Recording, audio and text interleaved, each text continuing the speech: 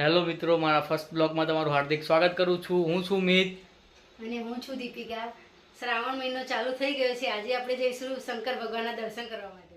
અમે મંદિરે જવા તૈયાર થઈ ગયા હતા અને આપણે મેઇન કેરેક્ટરને મળવાનું તો રહી જ ગયું હતું. હેલો કરો. હેલો.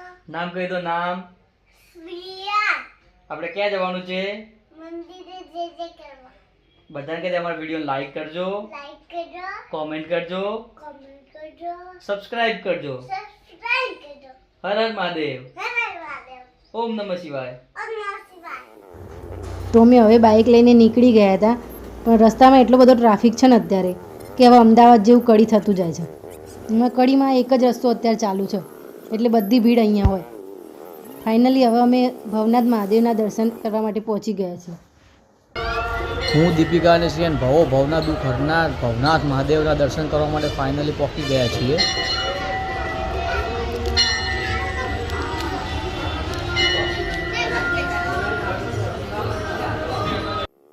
ભવનાથ મહાદેવના દર્શન કરી અમે ભીમનાથ મહાદેવના દર્શન કરવા માટે નીકળી ગયા છીએ. હજુ આપણે બીજા ઘણા બધા મહાદેવના મંદિરે દર્શન કરવા જવાનું છે, પણ ત્યાં સુધી તમે એ જણાવો કે ગુજરાતમાં તમે ક્યાંથી વિડીયો જોઈ રહ્યા છો. અને જો તમે મહાદેવના ભક્તો હોય તો કોમેન્ટમાં હર હર મહાદેવ લખવાનું ભૂલતા નહીં.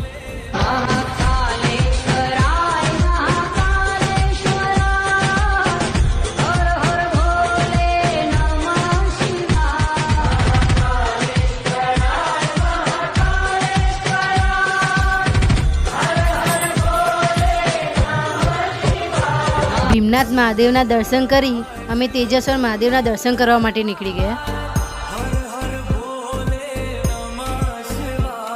તેજસ્વર મહાદેવની બાજુમાં જ ઉમિયા માતાનું મંદિર છે, તો થયું કે લાવો આવ્યા છીએ તો ઉમિયા માતાના દર્શન કરતા જ જઈએ.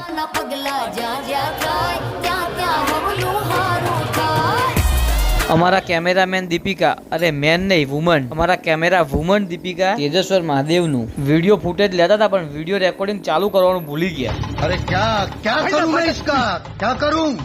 તેજસ્વર મહાદેવે દર્શન કરી, ઉમિયા માતાએ દર્શન કરી, આપણે દલુકુંદ મહાદેવે પહોંચી ગયા.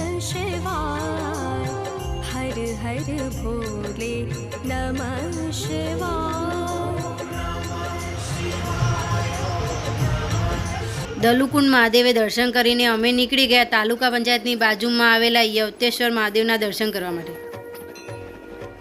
મિત, આરતીનો સમય થઈ જ ગયો છે, તો આપણે આરતીનો લાભ લઈને જ જઈએ. હા, એમાં કહેવાનું હોય, આરતીનો લાભ લેવાનો જ હોય ને.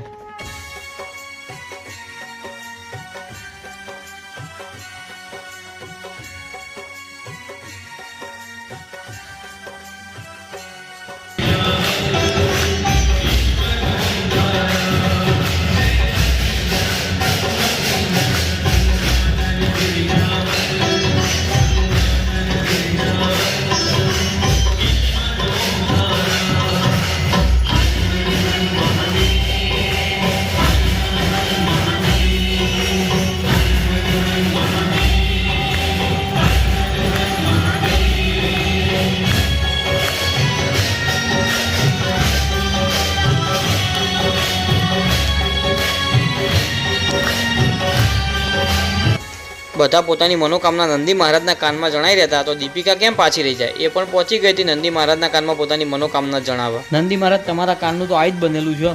भाई साहब कुछ ज्यादा नहीं हो गया, मतलब कुछ भी.